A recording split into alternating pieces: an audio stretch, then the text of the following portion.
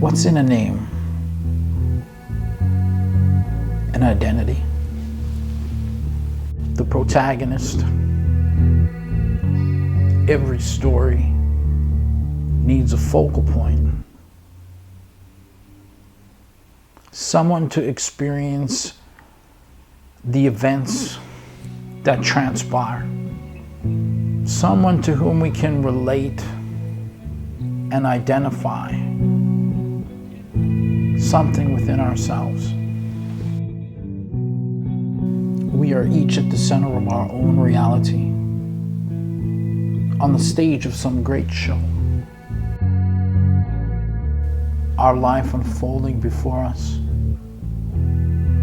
as a personal story. Everyday life is kind of made up of a routine, and you wake up and you go to work or you go to school. You're a part of some group of people. There's a social influence there. It's made up of people. A lot of things involve people.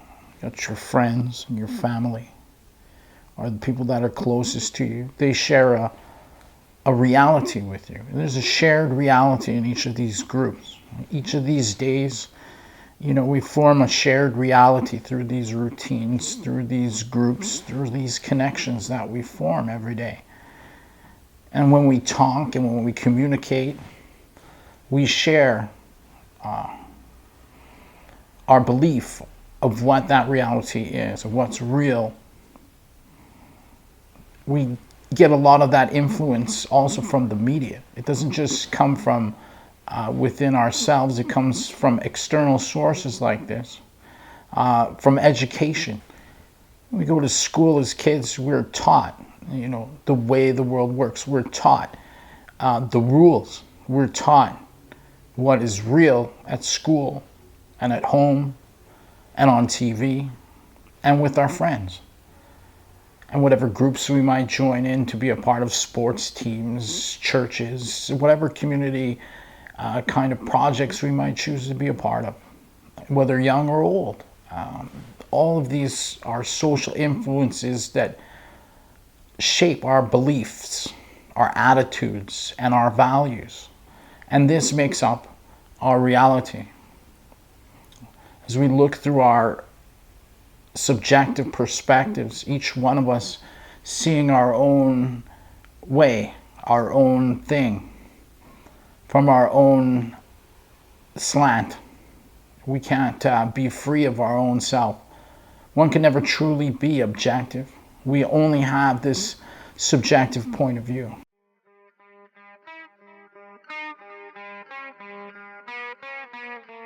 The concept of reality. The concept of reality. My concept of reality is a construct of my mind, assembled in my imagination. I make sense of my conscious experience and memory. The concept of reality. The concept of reality.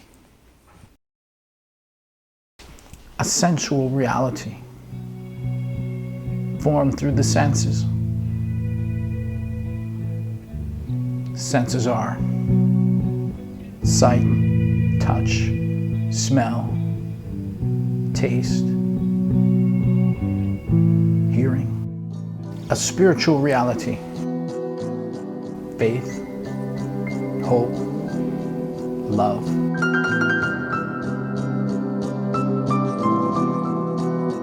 A finite reality. An infinite reality.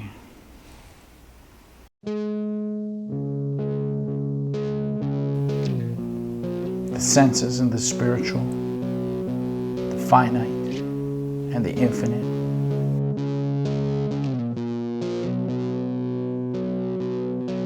Each day I awake from sleep and I assemble a reality.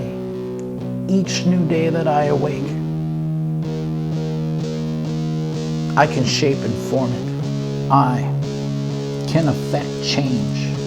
I can live in this moment brand new. Daily routine brings with it an interaction with society, a force greater than oneself. Although I have my own perspective, my own beliefs, and my own attitudes, my own opinions, my own way of seeing things, I still am not free of the influence of the society around me and what that society has taught me from youth until I'm old, and the influence of the people and the culture around me. We can't be free of the culture. We can't be free of the society. We are a product of it. Even if we don't talk, we are still sharing a common thing, a common community, a common space, a common time. We are all connected in some kind of way. What is our civilization in the rise and fall of time? What are our lives lived in this moment? All of us on this earth right now, and all that have come before, and all that will come after.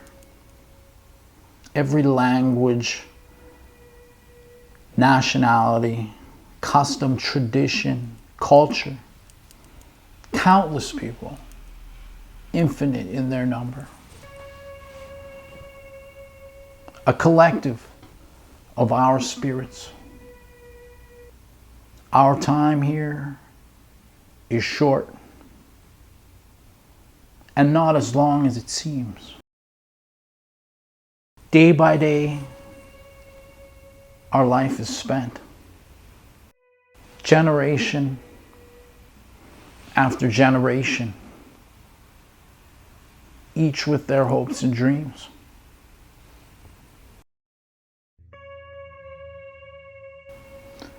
Searching for God.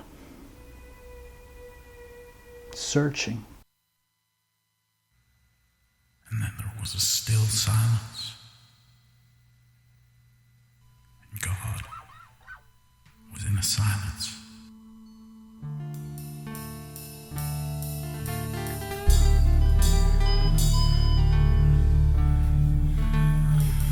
The still silence.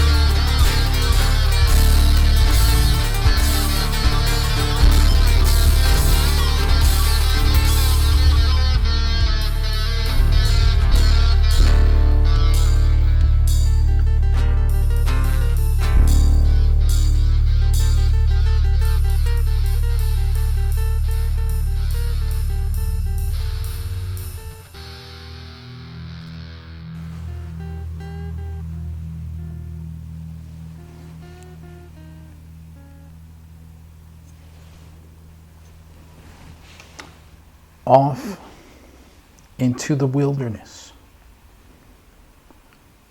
off to Horeb, off to Sinai, to the mountain of God, to the mountain in a cloud of smoke, to the mountain ablaze in a cloud of smoke, to the terrifying roar of thunder, the presence of the Lord.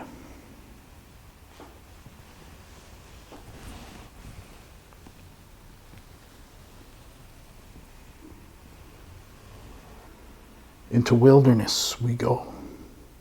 Into wilderness we go. This earth, this life, this longing, this searching, this wilderness, the illusion of time passes away.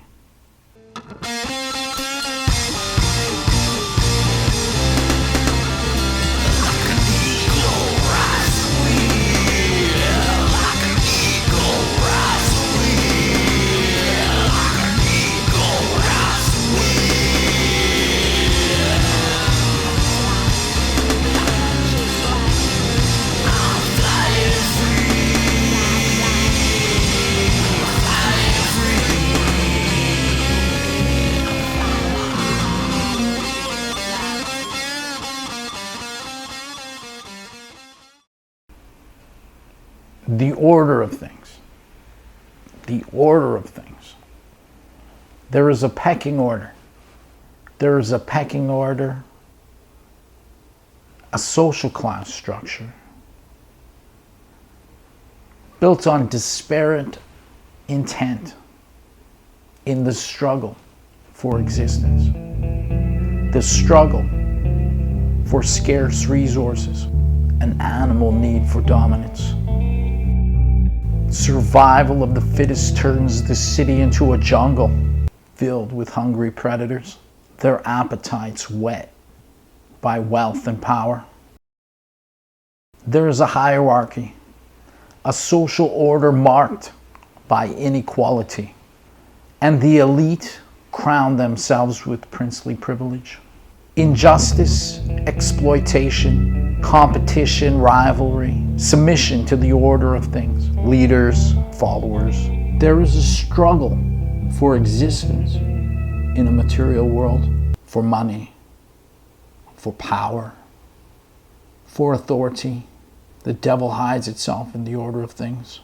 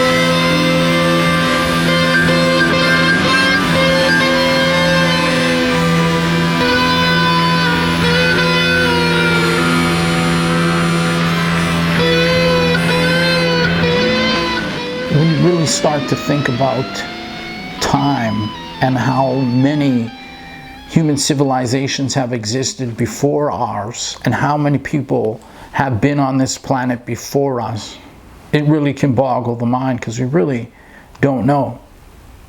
We really only know just a fraction of the past and what was.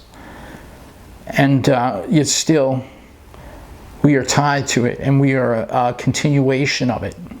And we are contributing to it, because we too will become the past as new people come and replace us.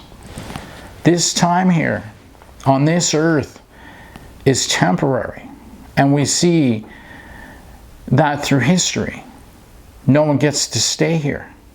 New people are coming to replace us. New stories are being written about the same themes. New people are living lives to experience the same lessons. Can we learn from our lessons today? The lessons that they learned yesterday? It's all we can be here. People try to build a life in these daily routines. People try to build a world here on a place that's like melting ice. You can't build your house on melting ice. It will fall into the sea. The great sea of time that washes it all away. Our lives here are not something you can build to last. They're just meant to move like transit to the next place. Like every day in the routine, we gotta travel to work, we've got to travel to school, we've got to go from here to there. That's all this life is, but a big commute. A commute from here to the next place. The next place of learning, the next stage of existence, the next lesson. Right here, we're learning a very important lesson in this time. It's a choice. Every day, we're given a choice. A choice between good and evil. In all of these routines and all of these things and all of these groups and in all of these beliefs, there's an attitude, a test of your soul and of your heart. Will you choose good or will you choose evil? That's a choice you have every day in these routines, in these seemingly mundane, everyday life things. Comes a test of the heart. It's hidden in there.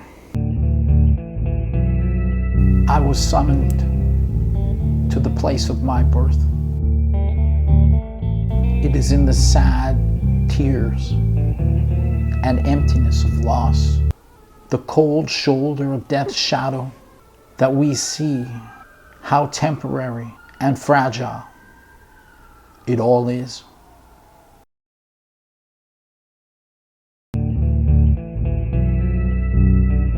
Sometimes it's on a trail of tears when we come back to the place where it all began, that we understand what is important, what is sacred.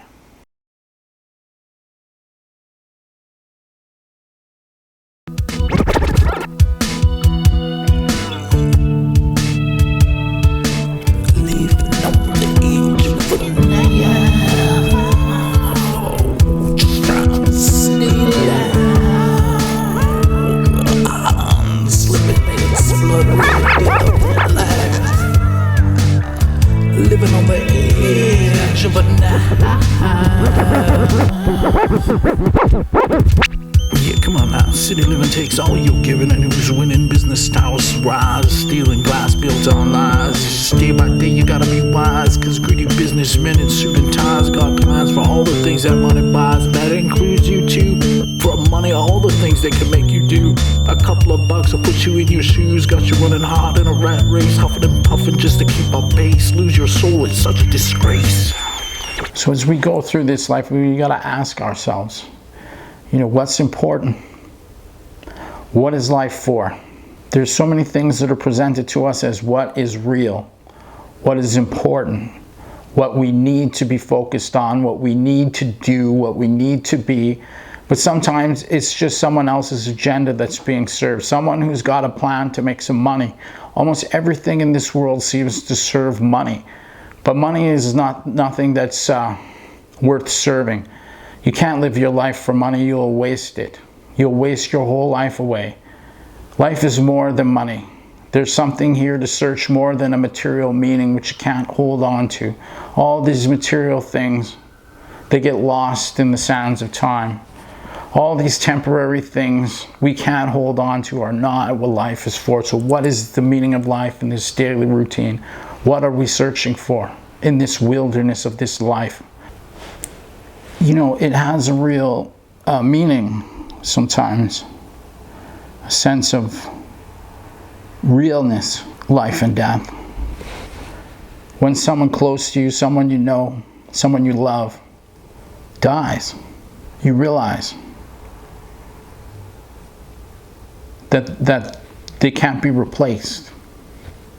They're not coming back. You'll never see them again. Something has changed. And when I went back to the place of my birth for a funeral, everything had changed. And nothing was the same. Time had moved on and changed the landscape. It changed the buildings to look different. It had taken away all of the people that I knew. That was the most memorable part of it, is that everyone was gone. And as I was here in that moment, and that's when you realize it's real. This time isn't forever.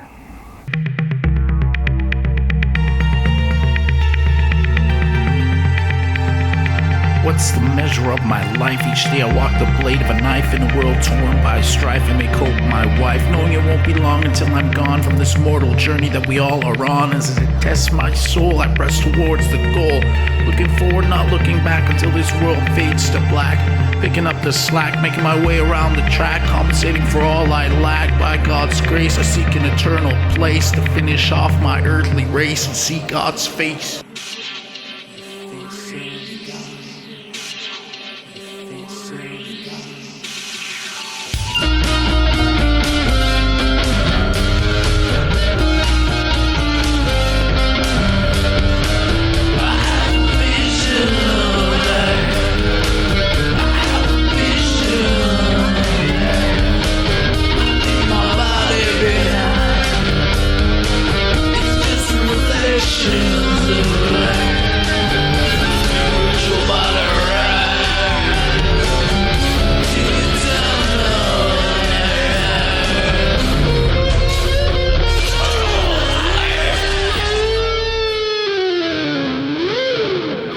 The place of my birth, somewhere south of the Golden Mile, in a land of the living skies, is the place of my birth. Pile of bones.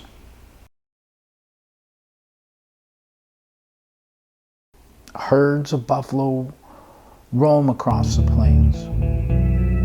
Plains stretching out to nowhere. Native hunters hunt the buffalo. It sustains the tribe. Nothing is wasted. Only the bones remain. They bring the buffalo bones here. They pile the bones here because they believe that the buffalo will not abandon their ancestors and that they will return to this place, thus ensuring a prosperous hunt for the future. Pile of bones, oh pile of bones, the place where the bones are piled, the spirit will return. Pile of bones, oh pile of bones, the place where the bones are piled, the spirit will return.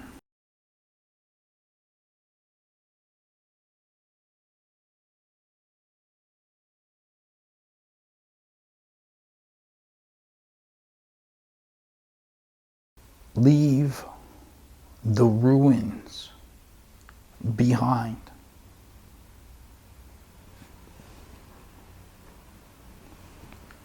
Leave the ruins behind. The spirit will return. Come to the city of God. Leave the ruins behind. Leave doubt and fear behind. Leave the old self behind. Renew the spirit. New life to find. Reborn.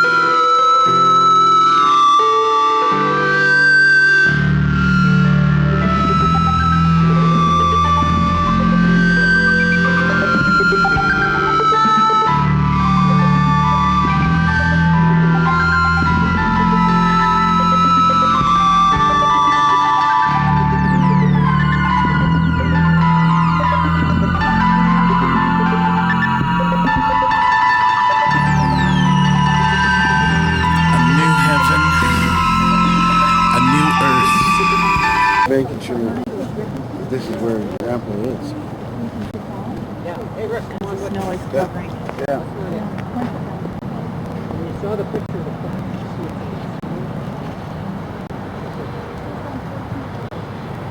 Yeah, it's good. No, I'll just wait here. Everybody making sure Grandpa. Yeah, wait in Is there where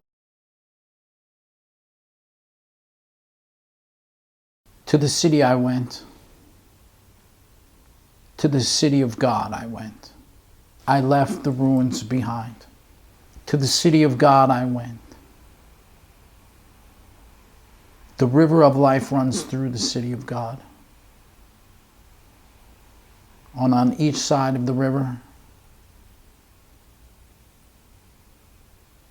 is the tree of life.